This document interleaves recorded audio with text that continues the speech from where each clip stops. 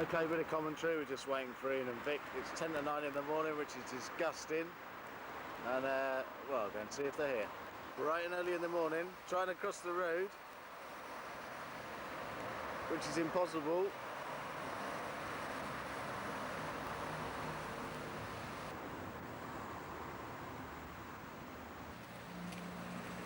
No hamming, just...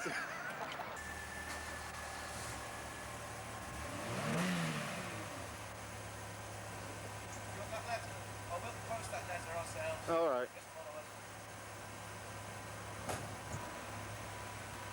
And off they go.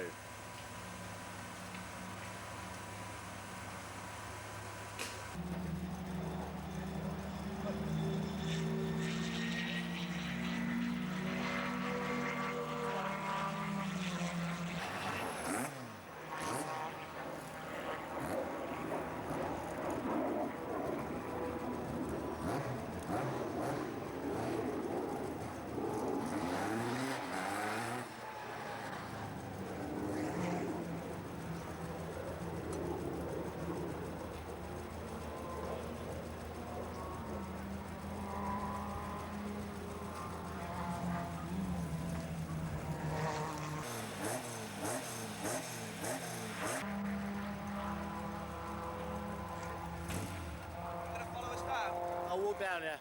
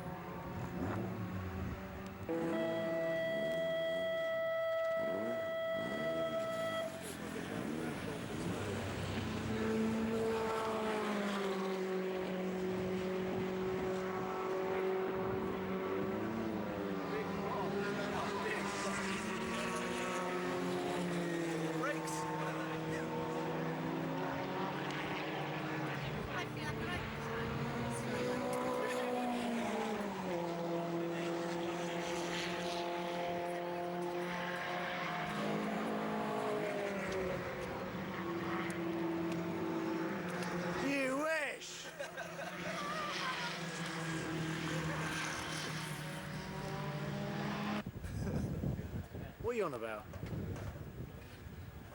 I'm sort of feathering the toggle there. I think I can keep it down a bit harder.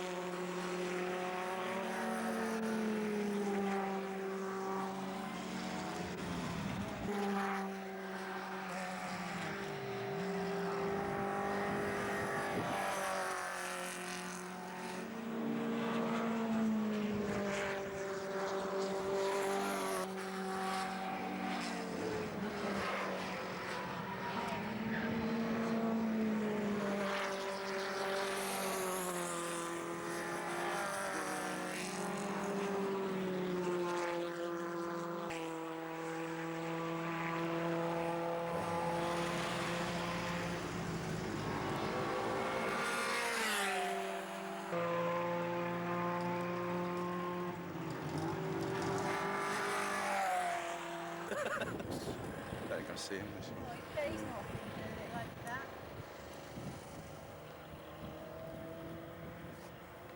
That'll be alright.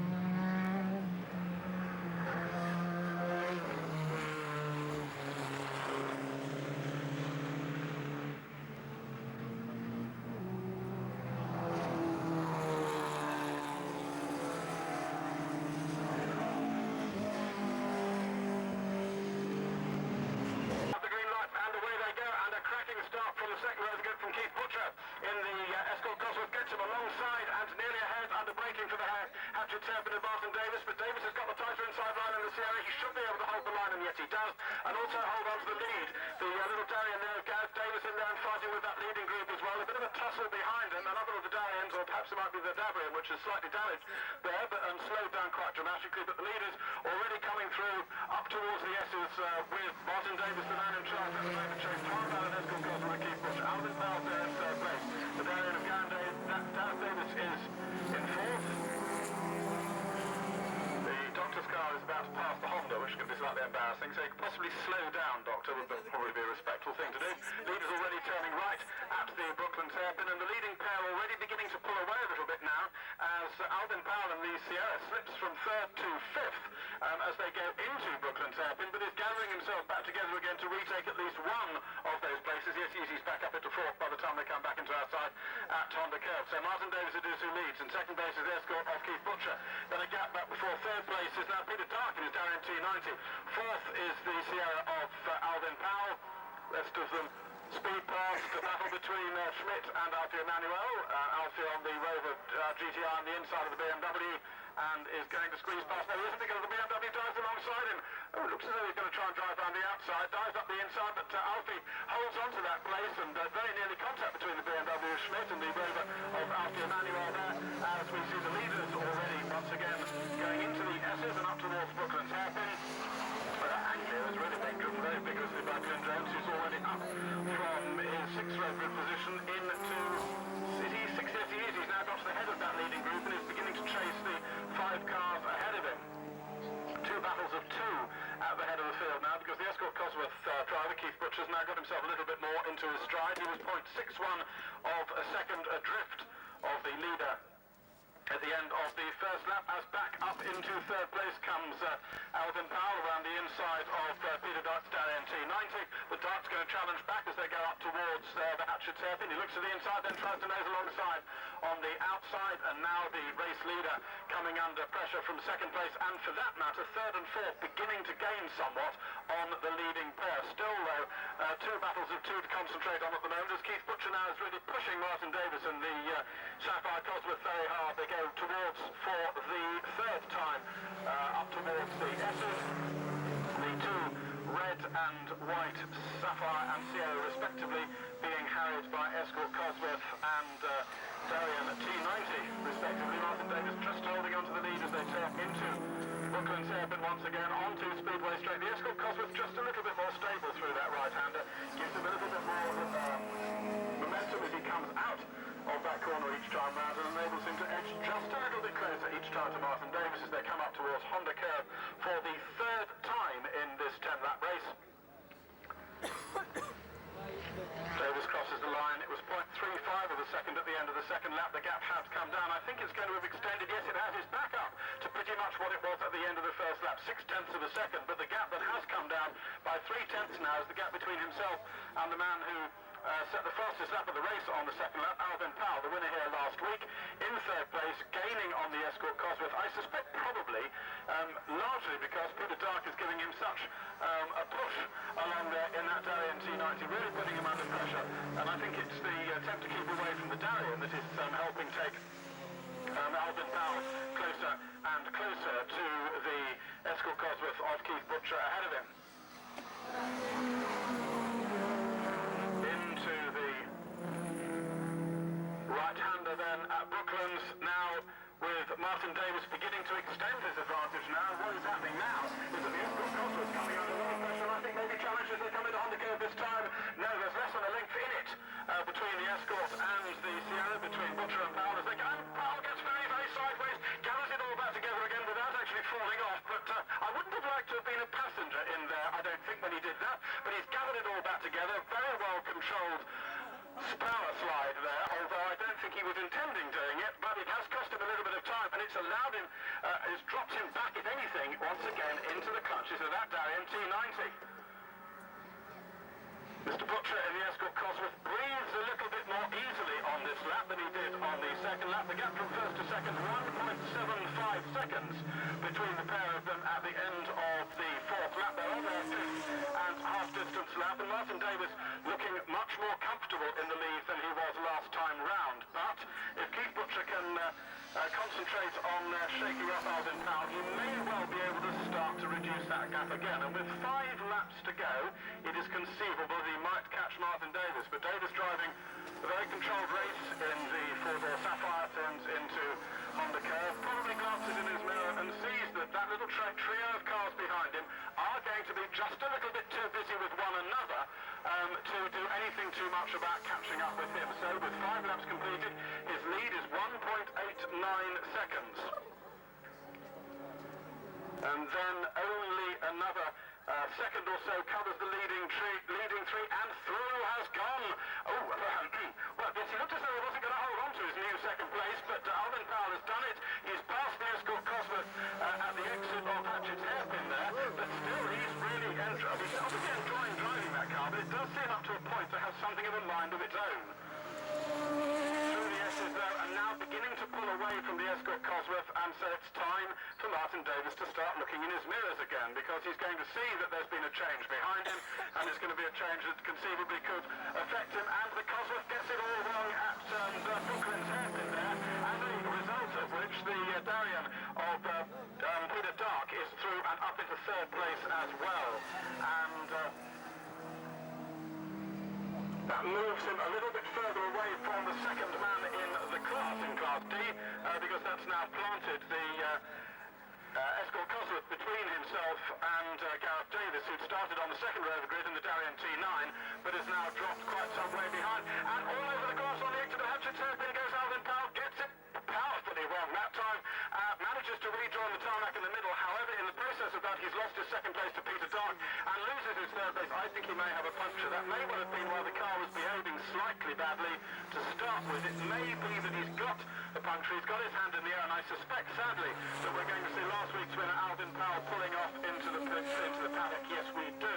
Very disappointing after a very vigorous, very energetic drive from him, and all of that leaves Martin Davis ever more comfortably in charge. 6 laps out of 10 completed. Good little battle down at the tail end of the field between the Honda CRX of Nicholas Kern and Larry Phillips in his Rover GTI, although they may find themselves lapped with the 7th lap about to be completed by the race leader Martin Davis now.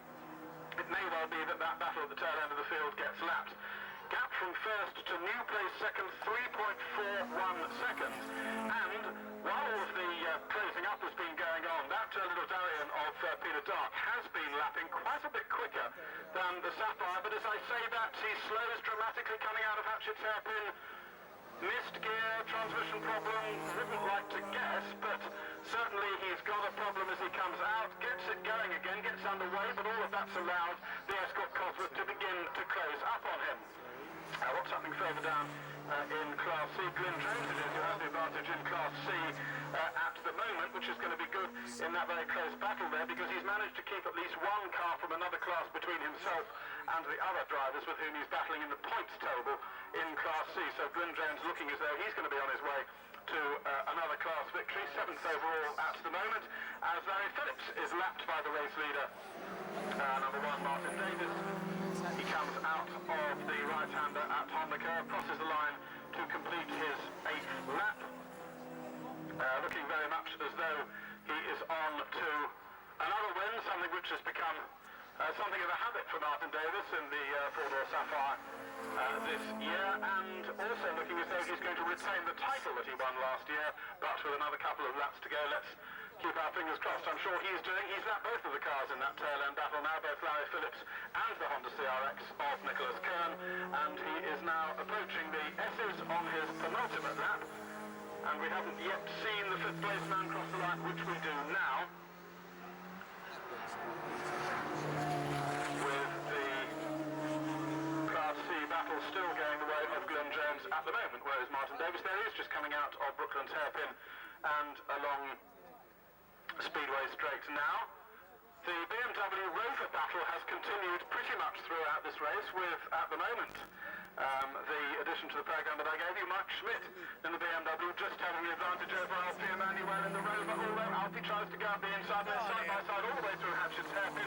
Onto his final lap has gone Martin Davis. And Alfie gets the better of the BMW again for now, but it looks as though the BMW's got it in a straight line, but the Rover's got it going around the corners. I think that's probably got something to do with about 400cc difference and the power being at the front in the Rover and the back in the BMW. But all of those three, just back to that Class C battle just for a moment, they are now running together because through has come the WRDA and Darien 290 to get ahead of them and out of their way, and the three of them are now just coming into Honda Curve now. They're about to go on and start their final lap with, at the moment, the Anglia of Glenn Jones, the car that's in charge, but side by side, the Class C battle goes past us. 28, Granville Williams nosing back into the lead of Class C. He'd qualified well ahead of the rest of the Class C runners, but he was the driver who came out badly in that little incident at Hatchett's Hairpin on the first lap. He's through, but no, Glenn Jones is fighting back in the Anglia and desperately trying to. And through he goes, but there is our first race winner of the weekend. Martin Davis in the Ford Sub-Marcus was number one, winning by a margin of 6.26 seconds from Peter Dark in the Darien 290, who therefore wins his class. In third place is Keith Butcher in the Escort Alice Cosworth. Fourth is 26, which is Gareth Davis. In the second placed Darien T9, and now we wait for the rest of the runners to come past. We'll just keep an eye on this Class C battle to see what has been happening there. And they're just coming just out of our sight briefly behind the paddock at the moment. And it is the Darien which had qualified quicker than the rest, that of Granville Williams, which is going to... And way off goes the Anglia of Glyn Jones, gathers it all together, in the process of which, however, he finishes now third in the class because Ian Robertson in the little Caterham Super Sprint there managed to squeeze past two. Yes. Well, that was rather fun, wasn't it? Now let's just make sure that we've got